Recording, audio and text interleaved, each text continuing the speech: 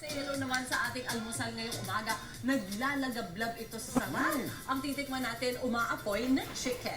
There you go. Ayan, smoky goodness. Mainit pa nga yan, mga kapuso. Literal na umaapoy kasi ang mga chicken kapag sinaserve. Wow! Si Jensen pa ang bahala sa atin dyan mamaya. Ingatan mo ang long hair mo, Jensen. Oo, parang kailangan mo ata Oo. magtalit, Jensen. Ilagay mo sa likod yung buhok mo, ha? Okay. Abangan mamaya. New look, ah. O ingat ha, mapaso na naman iha. Susunod na sa unang balita. Pinagbibigyan umano ng mga dayuhan malapit sa Pogo sa Porac, Pampanga. Pag-usapan natin kasama ang Presidential Anti-Organized Crime Commission. At Pilipinas at China naging prangka at malaliman daw ang pag-uusap tungkol sa Sabina o Escoda Shoal. Totoo, kaya pagkausap natin yan. Yan natin pa sa pagbalik ng unang hearing. Iba sa usap, Bakit iba lang sa mag- dagat eh, no? Iba sa action. Kailangan Sa tutuloy dagat. na rin, mabili. Pagdating mo. Ano po ba yung arthritis? Minsan po kasi basta sumakit yung mga buto-buto natin, sinasabi natin, uy, baka may arthritis ka na. Ang Tagalog ba ng arthritis ay rayuma? Okay, so Ayan. pag arthritis, ano siya? So any condition na na-affected ang joints or any disorder na affecting ang joints. So yung mga commonly na ngayon ginagamit natin kasi yung rayuma, minsan na-i-interchange Interchangeable.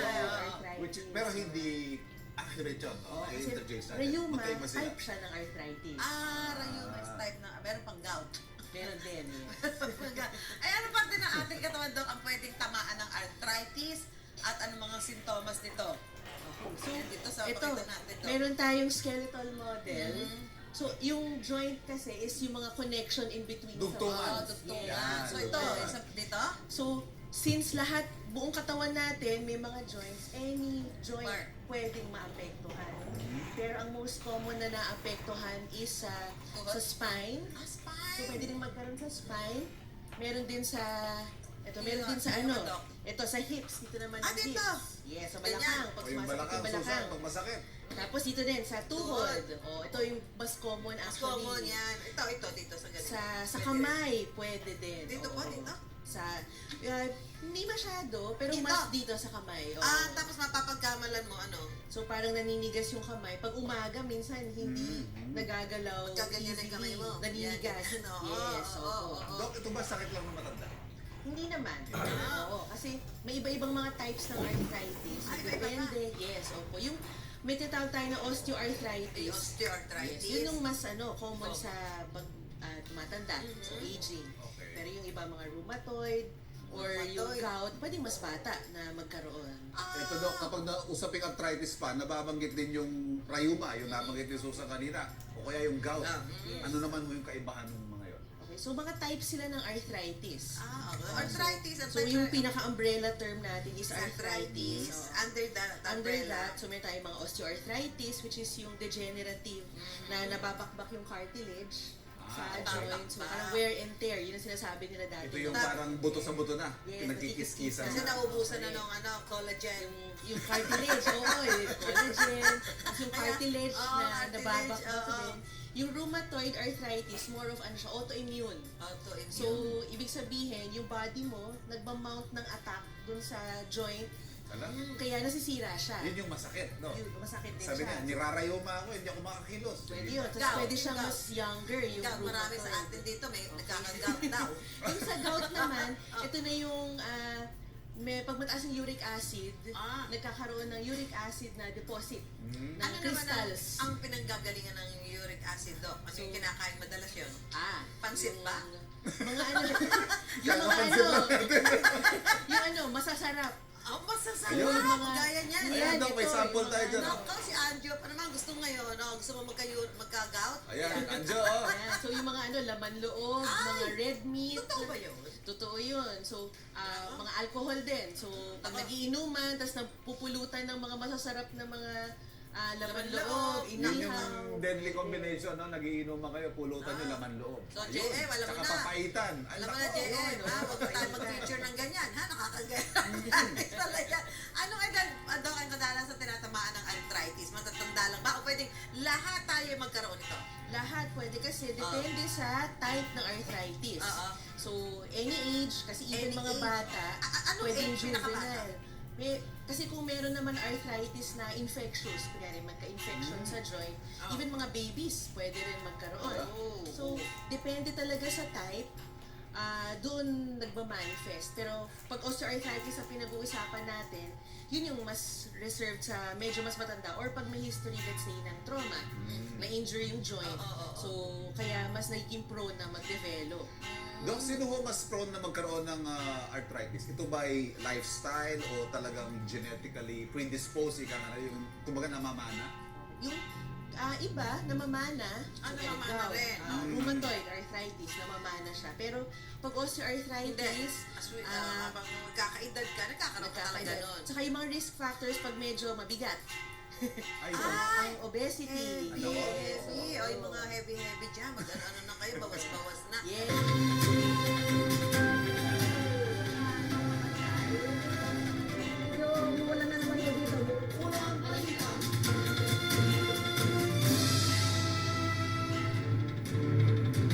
Magandang umaga, narito na ang mga unang balitang hatid ng GMA Integrated News.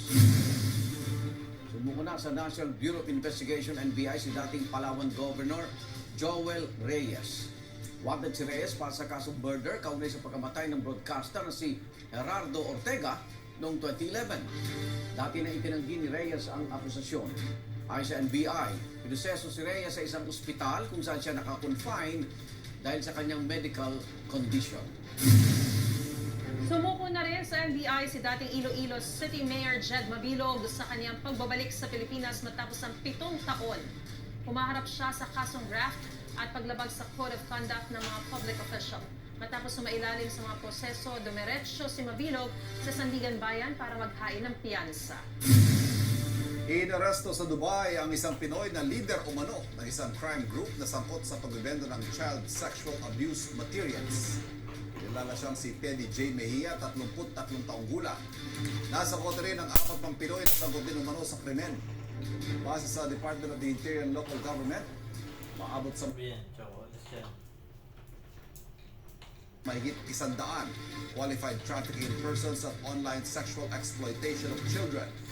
Wala siyang pahayag kaugnay sa mga aligasyon.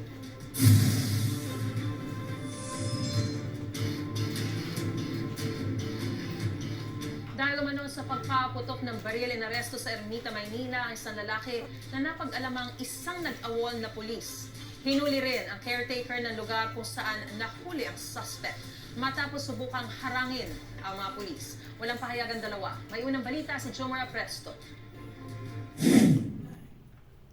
Ito po yung hinahanap naming baril. Ito po. Nasa ilalim po ng sasakyan. Sinubukan pang itago ng isang lalaki sa suspensyon ng sasakyan ang isang baril na ginamit umano niya sa pagpapaputok sa Ermita, Maynila nitong Martes ng gabi. Ang suspect, isa raw awol o absent without official leave na pulis na dating miyembro ng PNP Special Action Force. Nagtatrabaho siya ngayon bilang caretaker ng isang property. Ayon sa pulisya, nag-iikot noon ang mga tauhan ng barangay nang makarinig sila ng putok ng baril. May isang conservative dito tinuro kung saan nanggaling yung putok ng baril. At pagpunta nila doon sa location, nakita nila itong isang individual na may hawak na baril at nagpapatok pa ng sunod-sunod. Umabot daw sa mahigit 20 pulis kabilang ang SWAT ang dumating sa lugar. Pero hindi raw sila agad pinagbuksan ng gate at isa pang caretaker ang nakipagmatigasan umano sa mga pulis. Tumagal pa ng 1 oras bago tuluyang napasok ng mga otoridad ang lugar. Ayon sa mga pulis, naabutan nila na nagtutulog-tulugan sa isa sa mga baraks ng suspect. Maya-maya, nakita nila ang ilang basyo ng bala hanggang sa mahanap na ang itinagong baril. Pumasok kayo rito sa loob ng private property, okay? Yung baril ko na na-recover sa kanya na isang 45 caliber pistol ay nadala na natin dito sa MPD Forensic Unit para mag-undergo dun sa ballistic examination. Hawak na ng Ermita Police Station ang 2 suspect. Napag-alaman naman na ang caretaker na nakipagmatigasan sa mga pulis ay dati nang nakulong dahil sa pagkukubli umano ng iligal na armas. Maharap ang awol na pulis sa reklamong paglabag sa Comprehensive Law on Firearms and Ammunition at Indiscriminate Firing, habang reklamong obstruction of justice naman ang isasampa sa kasabwat nito. Hindi nagbigay ng pahayag ang mga sospek. Ito ang unang balita. Jomer Apresto para sa GMA Integrated News. Huligam ang pagnanakaw ng isang lalaki nagpanggap na customer sa isang tindahan sa Quezon City. Tinakay niya ang cellphone ng tindera. May unang balita si James Agustin. Bumaba mula sa minamaneho niya motorsiklo ang isang lalaki na nakuha na sa CCTV sa barangay E. Rodriguez Senior, Quezon City. Pumasok ang lalaki sa tindahan. Ang kanyang kasama na iwan sa labas. Nakipag-usap sa mga nagtitinda ang lalaki. Ilang beses na tumitingin-tingin sa labas. Ilang saglit pa, bigla na lang may kinuha sa estante ang lalaki. Inilagay niya ito sa bulsa ng kanyang pantalon. At maya-maya umalis na siya. Kwento ng tindera na discover na lang niya ang pagnanakaw nang gagamitin na ang cellphone. Nagpanggap pa raw ang lalaki na customer na bumibili ng delata at bottled water. Nagtanong ko siya kung magkano po yung mineral. Tapos sabi ko po, meron pong malaki. Sabi niya, sige, ayun ang malaki. Tapos binigay ko po yung pagkatalikod ko po, doon yun na po pala nakuha yung cellphone ko. Sabi, wala bang mas malaki dyan? Sabi ko, meron. Ay, wala na po.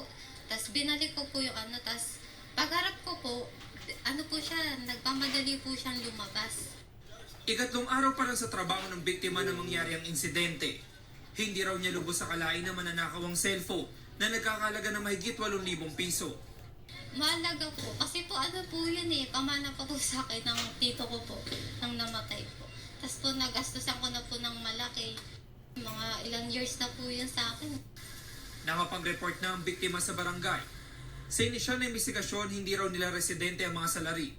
Ang mga tanod mas paigtingin daw ang pagbabantay para maiwasan ang ganitong krimen.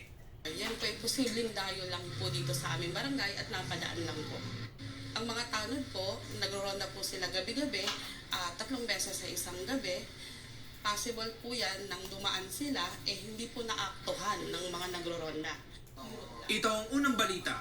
James Agustin para sa GMA Integrated News.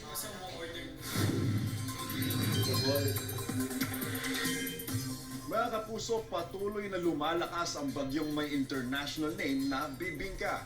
Sa ngayon, isa na po itong ganap na severe tropical storm. Posibleng maging typhoon ito sa sandaling pumasok na ito sa Philippine Air Responsibility. Bukas po yan ayon sa Pag-asa. Hindi naman inaasahang magla-landfall sa bansa ang bagyo na tatawagin sa local name na Ferdy.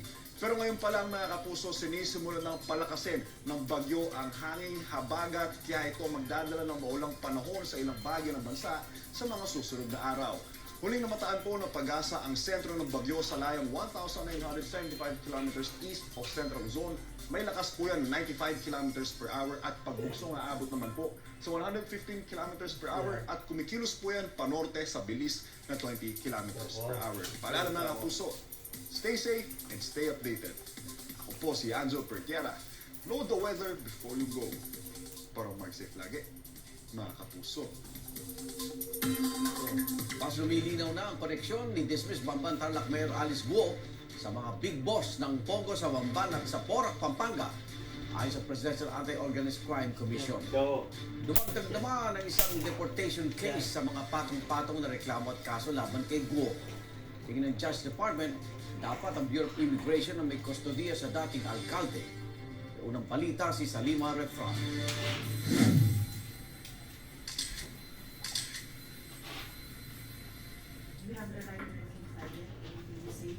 Pagdating sa bansa, madaling araw ng September 6, pinasahan ang Miranda rights at inaresto rin ng Bureau of Immigration si dismissed Mayor Alice Guo.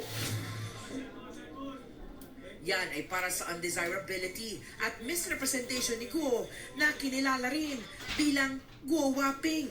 Kinumpirma ng BI na nahaharap na rin sa deportation case si Guo.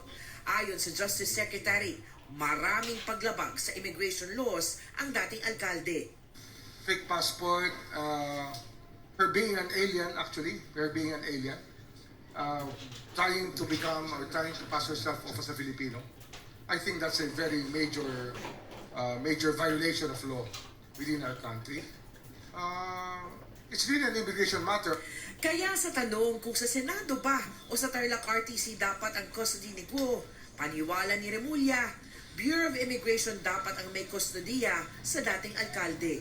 Malinaw na malinaw yan, may immigration case tayong hinahawakan dito, and that's very, very important. May primacy ang immigration case over all others when it comes to ISCO. An immigration case should take precedence over everything. In fact, non-bailable lang ang immigration case, walang bail yan. Dagdag ang immigration case na ito sa patong-patong ng iligal na kinakaharap ni Guo sa iba't ibang korte sa bansa. Pero gaya ng ibang mga dayuhan na may mga kaso, kailangan matapos muna ang mga ito at mapagsilbihan ng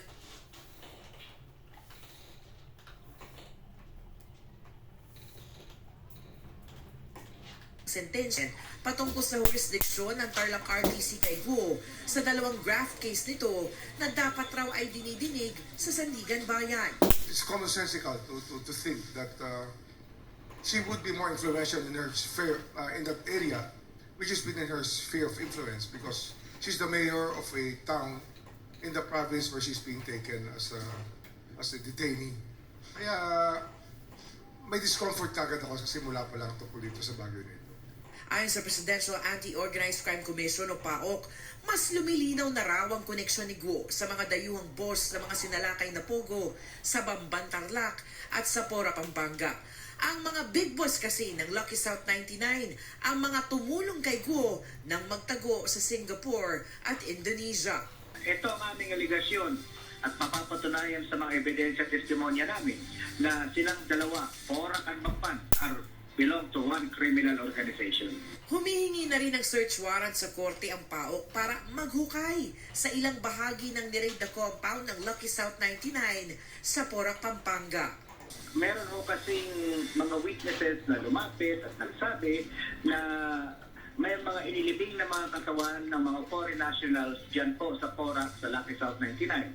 Kaya kami po ay nag-a-apply po ngayon ng search warrant nang sa gayon ay legal naming matingnan, mahukay yung mga lokasyon ay tinuro ng mga witnesses na di umano pinaglibingan ng mga foreign nationals.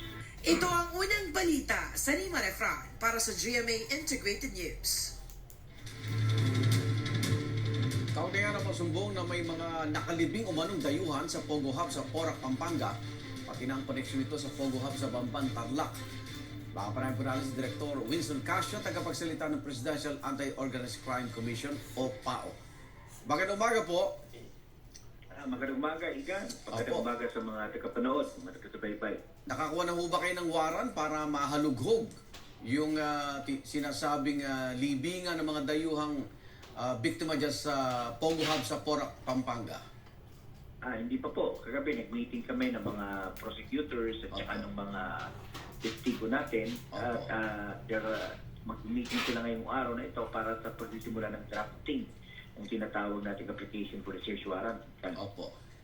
Kanino po galing impormasyon, Director? May mga lokal tayong mga witnesses na dati nagtatrabaho doon sa lugar na nagsasabi na meron ditong mga nailibing. May mga tinuro sila mga lugar. Pero yun nga, sabi namin kagabi, we have to validate the information carefully para ma-apply natin ng warrant ngayong araw na ito.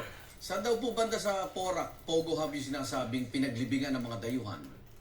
May mga itinuro po silang mga apat na mga lugar, ay 3 lugar na posibleng pinaglibingan nitong mga di umano mga bangkay, no? So, siyempre, we're not taking it lightly, pero siyempre, we also have to validate the information. Kasi dati ng mga reporting na gano'n nga ang gawain ng Lucky South 99. Opo. Ito ba sa loob ng Pogo Hub o nasa labas? Nasa loob po. Nasa loob, loob din mismo? Oo. Yun ang kanilang aligasyon na nandoon sa loob na doon inilibing. Gawa ng merong dalawang nagsasabi na doon nga sa loob yung naging libingan di umano. So, we're taking it seriously. Opo. Base sa impormasyon mula sa inyong mga saksi, mga ilan daw po yung nakalibing na dayuhan doon? Hindi ko na naitanong kagabi sapagkat hindi ako sumama doon sa ocular na tinatawag. Pero may mga dayuhan lang ba o may kasamang Pilipino?